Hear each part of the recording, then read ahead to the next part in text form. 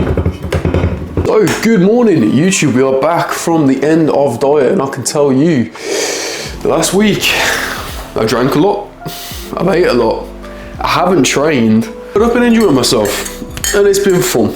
It is time for us, or me, to get back to work. The diet's wrapped up, a little break in between. If anyone has a really funny or interesting, or I suppose for some people, catastrophic post-diet rebound story, let me know. Within the space of 4 days, well technically 3 days, I went from my lowest weight of 164 pounds all the way up to 175 pounds. I think it was like almost 11 pounds in the space of just 3 days. But we've already clawed it back. So we're sitting about 171 now. And some people will panic and think, that's still 7 pounds more than your lowest weight. Because at that point I was really dry. There's basically not a lot of water in my body. So it is expected that I would be considerably heavier. That's okay. But anyway, what is this video of today? It's gonna be the first episode in a really long series, playlist that I'm gonna put together on YouTube, where I'm gonna do a vlog. I'm gonna try and do one every single week. And I wanna document my process of going into the bulk through the winter. Right, so I want to basically document that journey going from the end of a diet to everything that you should be doing, everything that you should be focusing on, all the way through up to the end of that, where we'll begin dieting again. And this is going to set us up for next year, where I want to compete for the first time. So in watching these series of videos, you're going to hopefully learn about bulking. You're going to see the way that I do it. You might learn a thing or two, but also hopefully it's going to put your mind at ease if you're also on a bulking journey, because there are some things throughout that process that are going to happen and you're going to be thinking, is this going right? Am I doing what I should be? And sometimes the answer is no, you are doing something wrong, but also sometimes the answer is actually yes, and it is just part and parcel of the process. So as I said, these videos are going to be in vlog format really, so you've probably seen before on the channel. We're going to go through the day. I don't know if to explain a vlog, right? You wanna know what a vlog is, Jesus. So, post-diet, how much has eating changed? Well, total calories has gone up a little bit. Protein, stayed, fat, stayed about the same. The only thing that's changed is carbs. We're on about an extra 70, 80 gram of carbs a day. No, 70, 80 grams on a training day. No, hold on, I'm getting that wrong. An extra 140 grams on training day and an extra 70 grams on rest day. Well, no, I think it's like an extra, I don't know exact figures, alright? Clearly, I have no idea what the fuck I'm talking about, turn the video off. But calories haven't changed all that significantly, and in terms of the meals, they all look pretty much exactly the same, with a few changes and tweaks.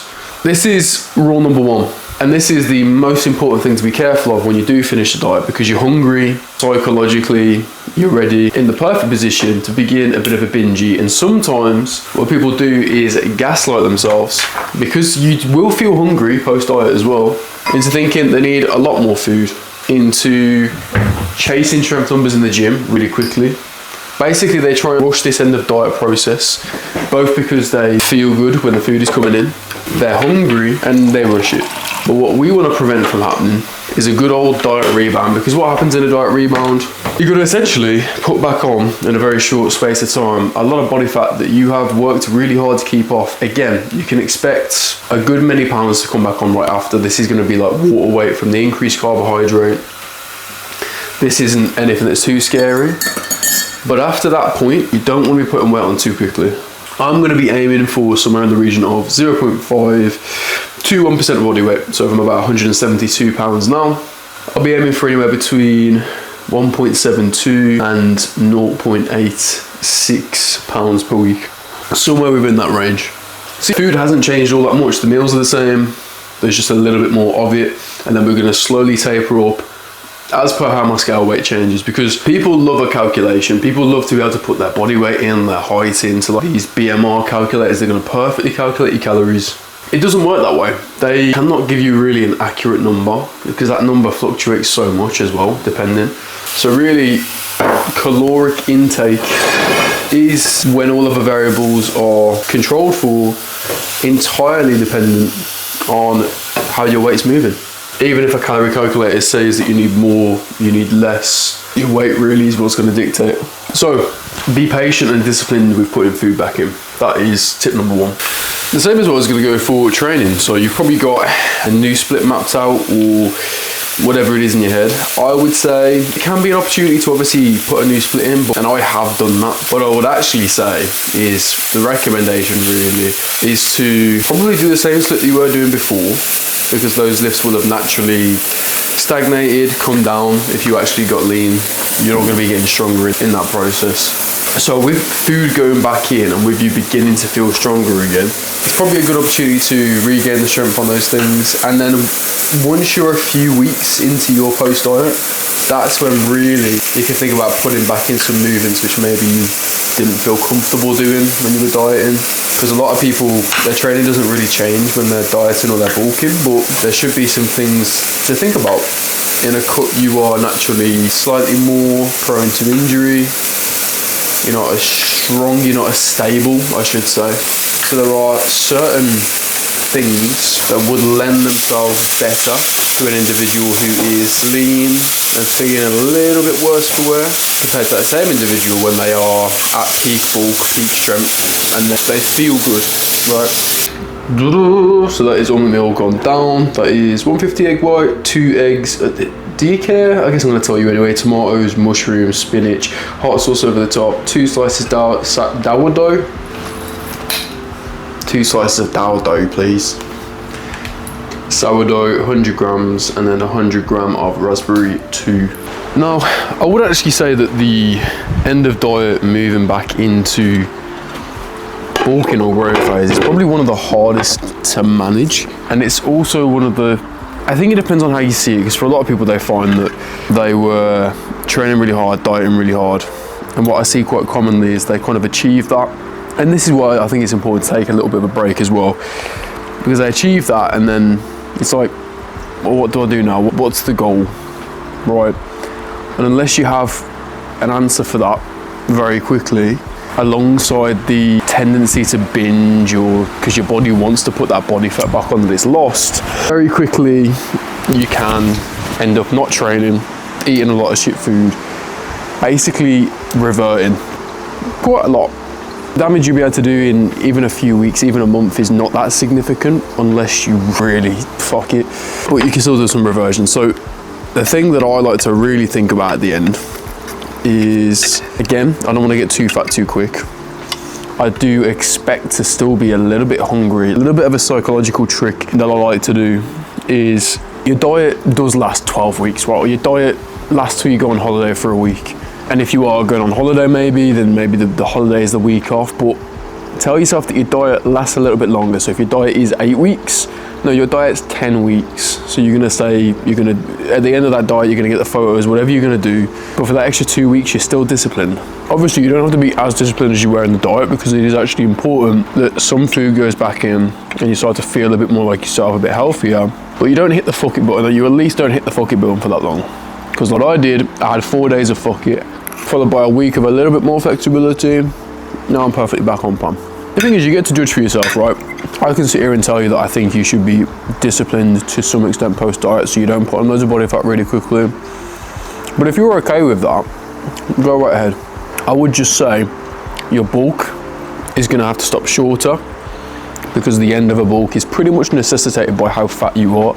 And also, getting lean next time is gonna take longer. It's gonna be more difficult. So what I would do is, as much as being excited about more food, as much as being excited about not feeling like you're on death's door anymore because you're not dieting, I would get excited about training performance, because the gains that you make after a diet, or at least the progress in your gym lifts again, it's nice. It's better than it will have been for a while, more than likely. Naturally, it won't last forever, but you want to take advantage of that post-diet training.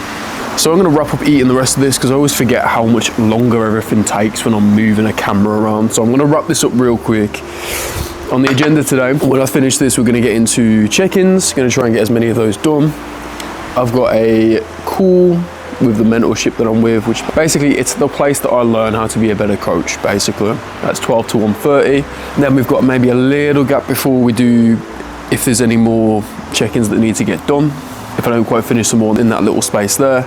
And then at 3 p.m. I'm actually meeting a client for their end of diet training and kind of gym shoot. More of a casual gym shoot. It's not like a full photo shoot. We're gonna go travel over to him. We're gonna train together. We're gonna get some shots. We're gonna have a class time. So I'll show you a little bit of that. When we get home, I've got to reshoot a couple reels from last week that I literally got to editing, and they were shot in like 4 times slow.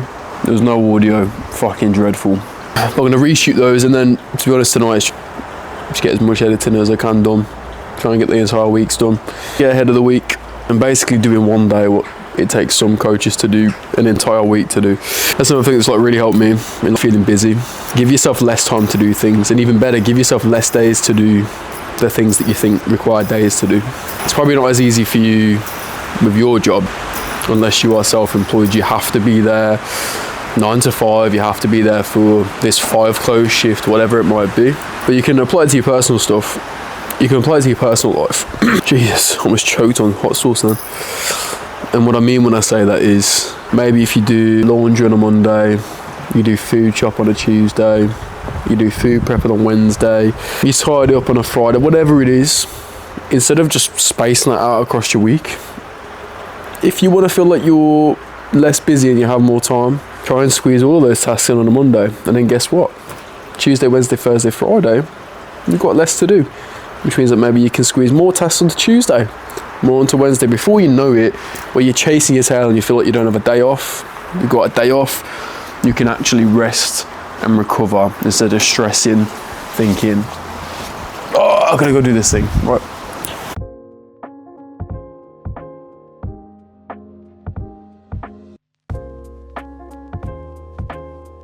So what do people talk to us most about? So, for me, golf. Shut up, you. Well, it's usually taking the piss at me. Yeah. Football. So yes, that is the check-ins boxed off for the week. There is a couple late ones which I'm going to get to at some point when they come through later today, because yes, even if a check-in comes in late, or if a client checks in late for whatever reason it might be, I still do them. There are some coaches out there that will say things like, you've checked in late, so I'm not doing your check-in, you don't respect my time, you don't prioritise the service. Personally, fuck those coaches, right? Maybe if you're dealing with bodybuilders, right, you would expect to some extent a higher prioritization, but especially for the average client, right, they're leading lives, they're busy. Maybe Sunday, which is check-in day, they're too busy, right? For some coaches to say, to give a half-assed check-in after that, or for some to not even check in at all, or where they would have recorded a detailed Loom video overview going into their plans. Because the client's then late, they just give a brief text one. It's, in my opinion, not good enough, right? That's what a client is paying for. They're paying for your service, right? I've got a schedule fucking tighter than probably most people, from managing the coaching, doing stuff like this, working a part-time job for 24 hours a week. If I give enough of a shit and find time to do your check-in as normal, even if it's late, then everyone else can as well. And personally, I think it is on us as coaches not to punish the client for checking in late, but to lay that down as the standard, right? If you're doing a good enough job communicating that to people and helping your clients put in the systems to check in on time, then they will check in on time. So if all of your clients are not checking in on time, it's not because they don't want it enough. It's because you need to address maybe they don't value it, maybe they're not organised, which is all things that we as coaches claim to help you fix. So, and that little clip you saw after check-ins, that was the mentor group that I'm part of, which is something that I invest into to become better at my job, right? I think a lot of people will aim to achieve a thing, but then not really ask for help. I think especially when it comes to like business, training is like a nature to me now, but to be a better coach, right, I've got to learn how to do those things. And this video itself was actually on building those relationships. And guess what, going back to the same point, if you've actually built a good relationship with your clients, which to me is very important to do, it's not this dictatorship, right, then they're going to be more likely to check in on time, do what you ask of them, because it is a partnership, not a dictatorship. So anyway, what we're going to do now is shoot 3 reels that I didn't manage to shoot over the weekend, so we're going to catch up on that, and then in not very long at all, about half an hour, I'm going to head out, because today we're training with one of my clients, Jay, who has just finished his dieting phase. We had quite a few clients actually finishing their dieting phase similar times to me, like within the 2-week span. So that's why it's actually so valuable, talking about what I was talking about before, is again, is managing that post-diet process, right? Again, give you some flexibility. You want to enjoy this time. You want to have some food that maybe you had to give up right during the diet, but you don't want to fuck it too badly, because again, it's what we call reverse diet, where basically you come out of the diet. Let's turn this camera on. You come out of the diet, but you don't want to put that body fat back on too quickly. You want to slowly taper up, all the things that I was talking about before. So it does help that the clients are seeing me on this process as well, because it is difficult to manage, because you're hungry, you're going to feel a little bit hungry potentially still, even as you put a little bit more calories back in. So it does help to have somebody that is at least done it before, or in this case with these clients, I'm doing it right alongside them. But you're going to go train with Jay. We're going to go get some end of diet pictures. It's going to be fucking sick, because he's absolutely smashed it. He's got better arms than me, so I am a little bit pissed off about that. When it comes to designing his next plan, I might actually deliberately sabotage him and maybe take arms out and say that he doesn't need to do them. That's a good idea. That's a very good idea. Obviously, I'm joking.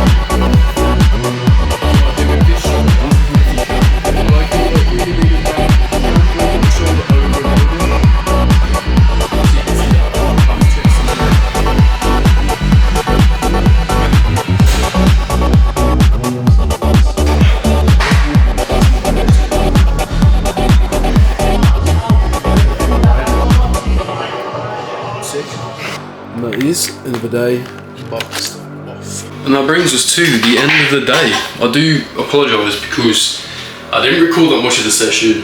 I didn't get the meals in between. There was cream of rice, post-workout snack. Basically, I've missed a lot of today, but it's the first. I'm going to try and get better at this little vlogging process. But we finished, had the session with Jay, went well, came back, crashed a little bit, was a little bit tired, big day. We're going to editing some content for the week. I'm going to obviously finish up the rest of that tomorrow. What's on the agenda now? I'm going to chill, hence the red light glasses, right? It looks a little bit Jimmy Savile-esque, right? That's not particularly the look that I'm going for, but here we are. So, finished my clothes today. I've updated my fitness tracker, I've updated the business tracker. It does help to track data. It's going to help you out a lot. We're going to eat the last meal of the day, which is jerky chicken thighs, right? A bit of a change from beef mince. This meal, honestly, is the one I look forward to the most. Granted, I have to microwave the shit out of this because I don't think the chicken thigh was quite cooked, which was a big mistake. But ChatGPT tells me that if I microwave it hot enough, it's going to be okay. Maybe don't do that. So, first meal of the day, omelette. Second meal of the day, chicken, veg, sweet chili sauce, rice. Third meal of the day, cream of rice, fruit, a little bit of almond butter. Fourth meal of the day today was a couple square bars, protein shake and a banana. Final meal, jerk chicken thighs, rice, veg. As you can see, it's all very clean food, right? Only because we want to avoid a diet-based rebound, what we were talking about before, but also dirty bulking. I'm going to tell you now, and this is the one thing you can take away from this vlog if you've watched up to this point, you're a real one.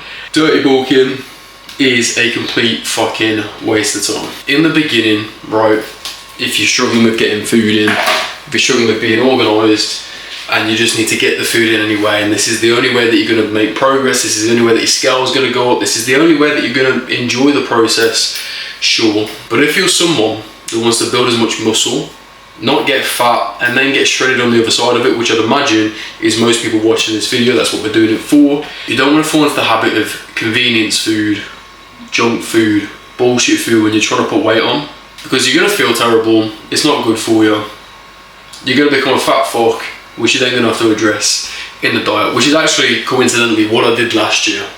So learn from my mistakes, don't do what I did, do what I'm doing now, because after years in the training game, the process is down.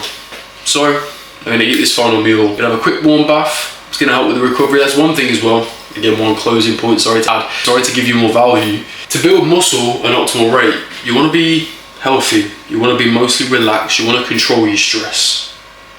This is where being organised on the top of your week is really going to help. Not only not having stress or having less stress is beneficial beyond training, right? You're just going to generally feel better and enjoy life a little bit more, right?